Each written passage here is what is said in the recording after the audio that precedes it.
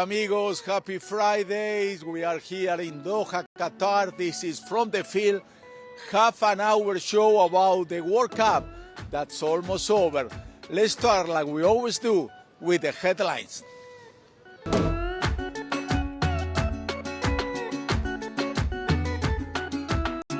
Morocco looks to continue making history for Africa against Croatia.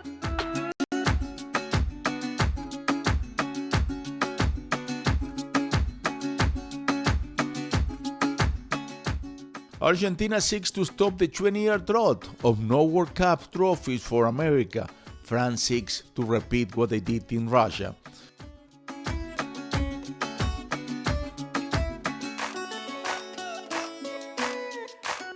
Qatar prepares to celebrate National Qatar Day on the same day as the World Cup final.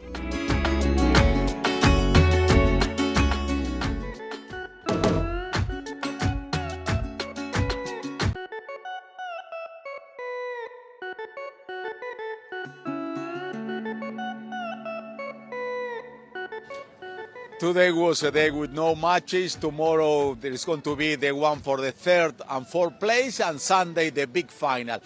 But the big news today here in Doha, Qatar is the big number of Argentines who came the last minute and they want to find tickets to go Sunday's game. So far it's really difficult. Let's go to see why.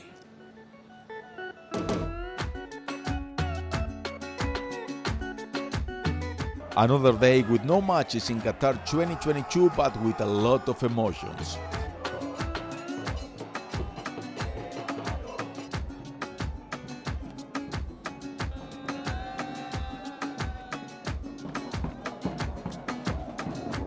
The Albiceleste supporters have brought their decade-long dedication to football to the Stadium of Qatar, and they cannot wait until Sunday match against France for the final.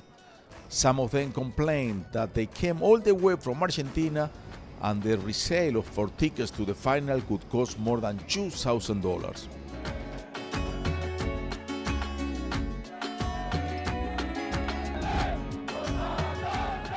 Morocco fans are ready to cheer their team for tomorrow's match against Croatia.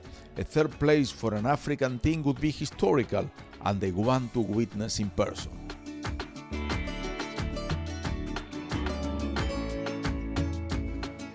The French national team has a few players who have symptoms of flu. Here they call it like the virus of the camel. What's that? This is one of the 5 stories that has Charlie Montero.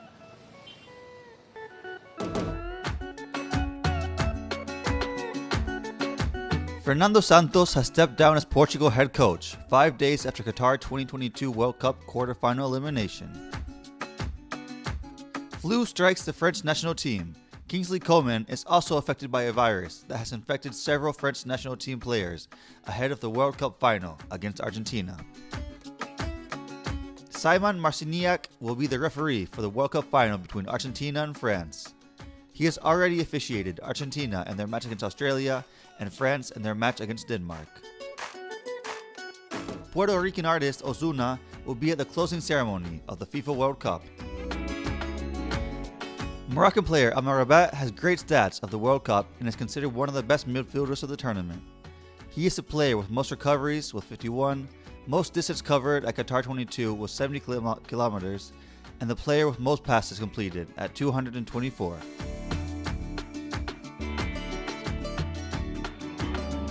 Well, you make it so far to be one of the best 4 teams in a World Cup. You don't want to play for the third place, but it's something you have to do. And in that case, tomorrow Croatia is playing Morocco. For Morocco, if Morocco beat Croatia, it's going to be something amazing for the African continent. They never been so far in a World Cup. Let's go to see, let's put the background of Croatia and Morocco's game of tomorrow. Despite losing to Argentina 3-0 in a flurry of goals from Messi and Julian Alvarez, Luka Modric's squad does not want to leave Qatar empty-handed and will fight for third place in a last-ditch attempt to secure a title against the Africans. Meanwhile, the Moroccans will not throw in the towel and will be eager to continue to prove their level and why they have been one of the great protagonists of this World Cup, although they lost 2-0 to France. Thus, the two teams will meet again after a 0-0 draw in the group stage. Croatia achieved a third place in 1998 France World Cup, being one of the best debuts in the history of the tournament, while Morocco reached the semifinals for the very first time this year and had the best performance ever seen by an African team. Let's do an exercise. If I ask you who finished third in the World Cup in Russia, would you know it? Who finished third in Brazil, would you know it? Most probably you don't remember. You only remember the champion.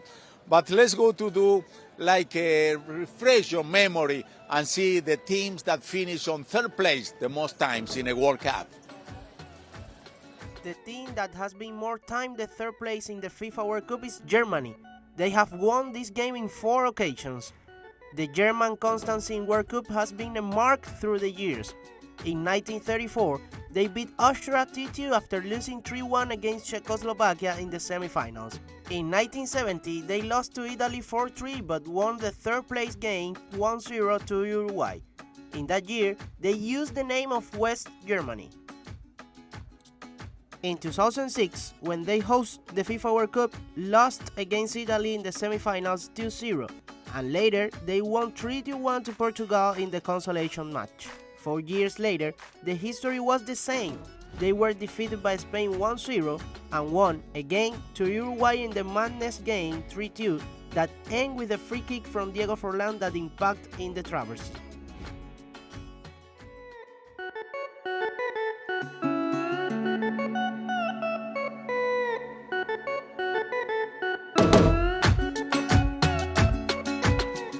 The next World Cup 2026 is going to be hosted by 3 countries, USA, Canada, and Mexico. That takes us to the trivia of the day. Before the break, we ask you a question, and today's question is, when was the last time that more than one country hosted the FIFA World Cup? The answer is going to be at the end of the show. I invite you to follow us on social media, on Twitter, at From the Field. We'll be right back.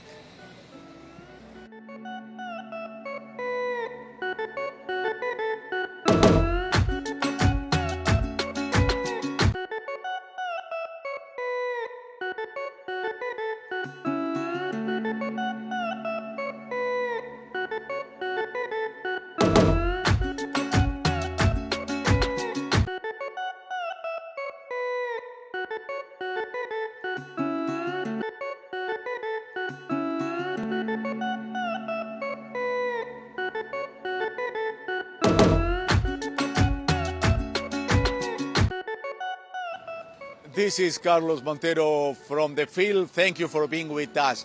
Argentina has 2 World Cup. France has 2 World Cup. But let's talk about Argentina.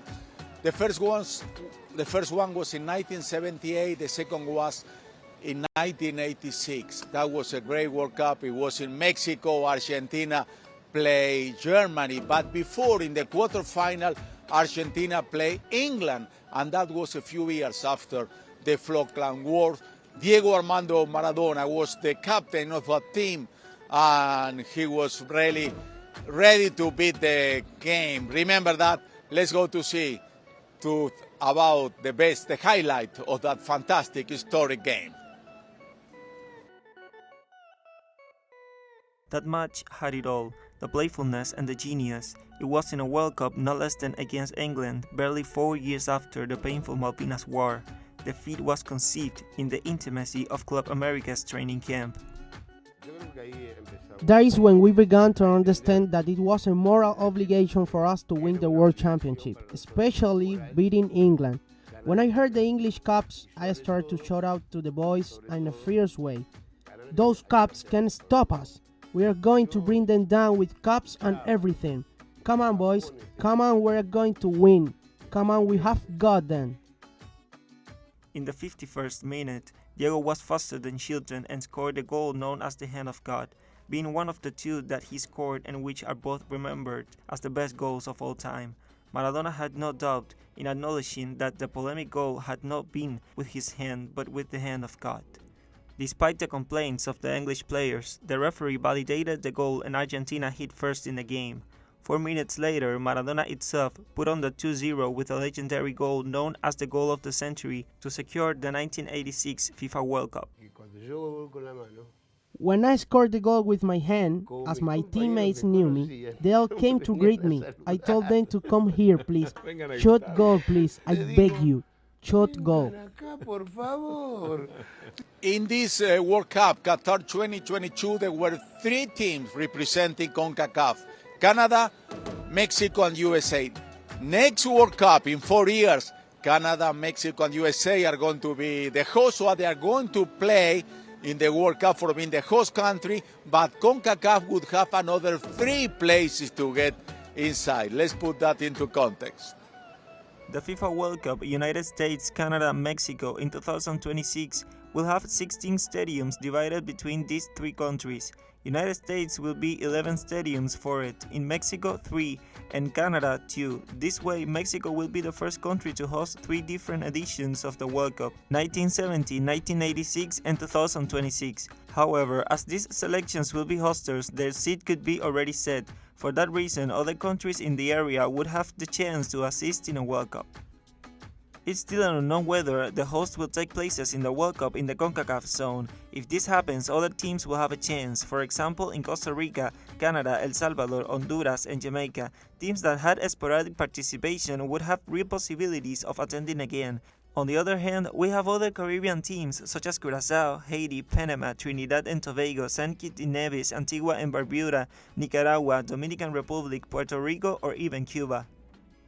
The new format of 48 teams for the 2026 World Cup will also benefit these nations. The globalization of football is going in ascent through the years, and FIFA has been attentive to this situation to make football grow more and more in this area of the world. For the moment, the theme is not clear, but in the next months and years, FIFA will give more information about it. For the moment, do you imagine your football team in a World Cup?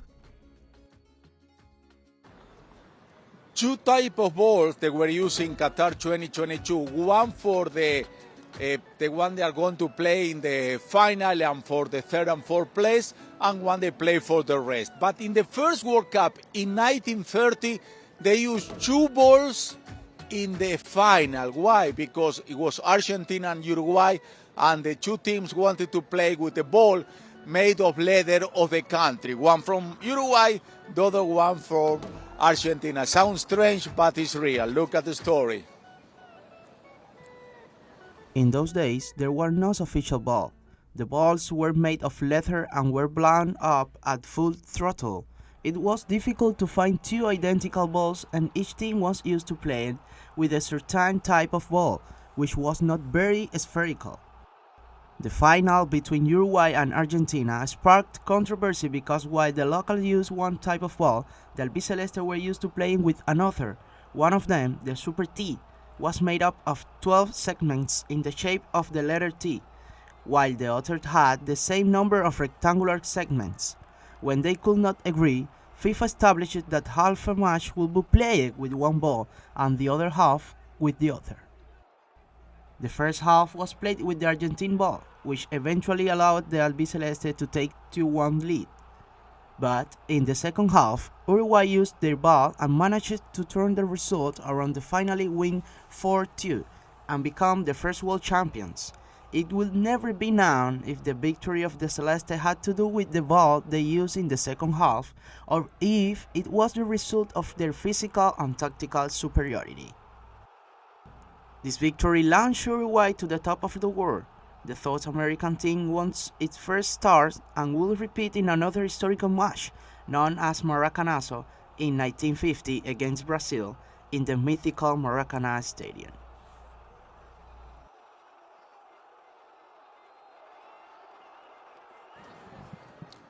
Okay, let's do a short break, but remember, you can follow us on social media, on Twitter, at From the Field. We keep you informed 24/7. We'll be right back. We are waiting for you.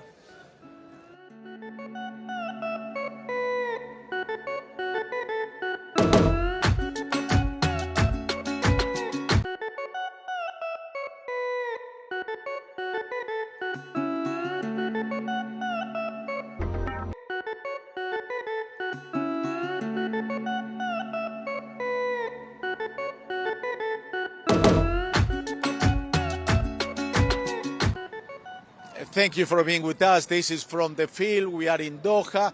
And let's talk about the health system here in Qatar. They say it's one of the best of the Middle East. We have a chance to do a story about it. Let's look at it. In addition to its beautiful cities built in the middle of the desert, Qatar has an average life expectancy of 80.43 years. The ideal environment that this family living in Doha chose to thrive in almost a decade ago.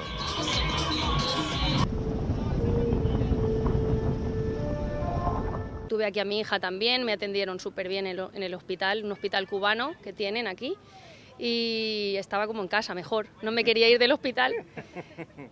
Country with a large state investment in hospitals and public clinics, well equipped with highly specialized medical personnel, the family of Pedro and Maria opted for Duncan, more than 80 kilometers from the capital.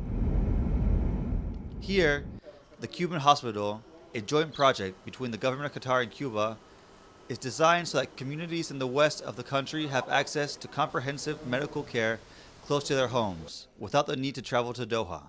But 60% of patients still come from the capital. The Cuban medical staff, they are very professional in medical field, and they are very disciplined and very friendly, very loving. All patients, they like to come to the Cuban hospital because of the care of the patient, the attention, the service that they receive from Cuban medical staff.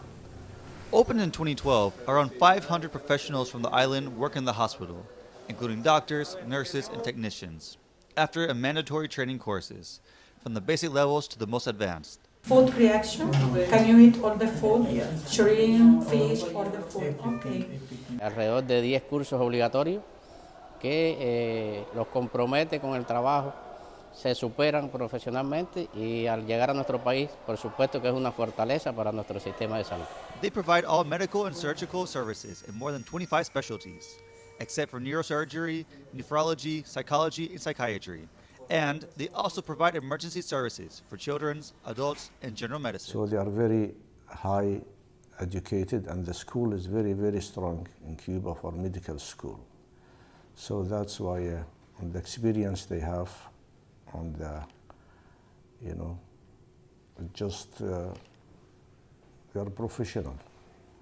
With several consecutive international accreditations and awards for excellence in nursing care, during the pandemic, this hospital treated patients with moderate and severe symptoms of COVID who needed hospitalization. The country health authorities also designated the Cuban hospital for mothers affected by COVID to give birth.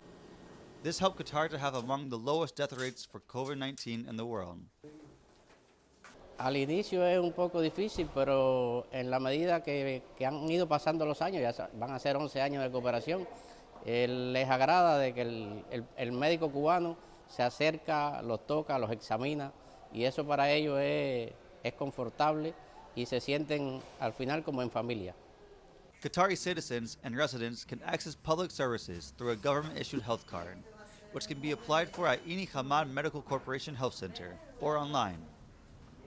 Those who do not have a health card, or tourists and temporary visitors, must take out private health insurance or pay for the treatment. Here in Sajenia, the Cuban hospital of Duncan intends to maintain the highest standards of quality medical care of a developed country.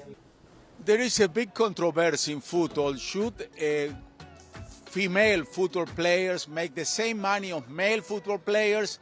In the USA, the female association, they make it to have the same salaries that the male counterpart. But it doesn't happen in everywhere. And we have a story about this. Since its inception in 1863, football began as a men's sport. Only 29 years later, the first women's game was played. However, the rise of women's soccer did not come until 1914, during the First World War, when women went out to work in factories and took advantage of their free time to play this sport. Women's football has been involved in several controversies. In Spain, the professionalization of women's soccer has stalled due to bureaucracy, which has prevented the commercialization of audiovisual rights for competitions, as well as the entry of new sponsors. In the United States, a report published in The Athletic revealed the widespread harassment of soccer players in the National Women's Soccer League. leading to an investigation that revealed sexual and emotional abuse against several players and wage inequality compared to male athletes. On the other hand, the Copa America 2022 organizers highlighted the progress and challenges of women's soccer in the Latin American region.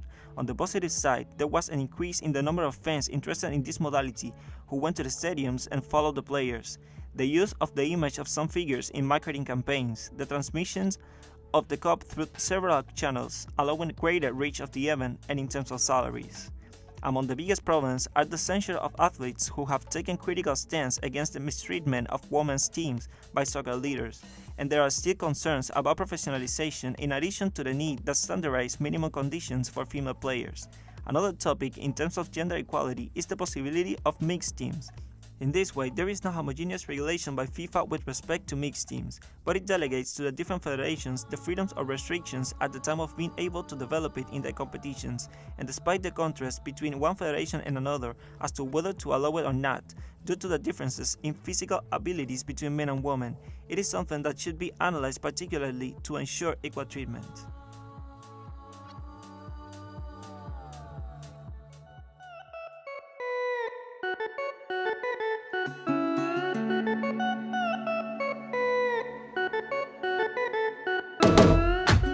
Let's see now how you did with the trivia of the day. The question was, when was the last time that more than one country hosted the FIFA World Cup? The answer, Korea, Japan, 2002.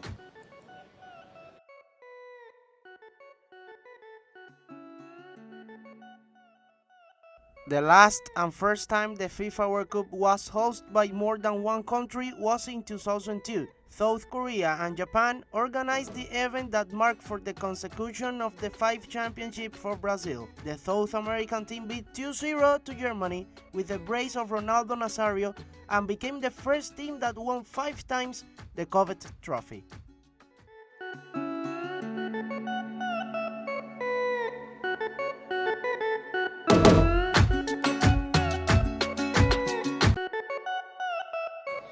Many of you are asking, where is Charlie Montero today? Okay, let's invite Charlie Montero to participate in the challenge we have on Twitter. Complete the sentence. Charlie, go ahead.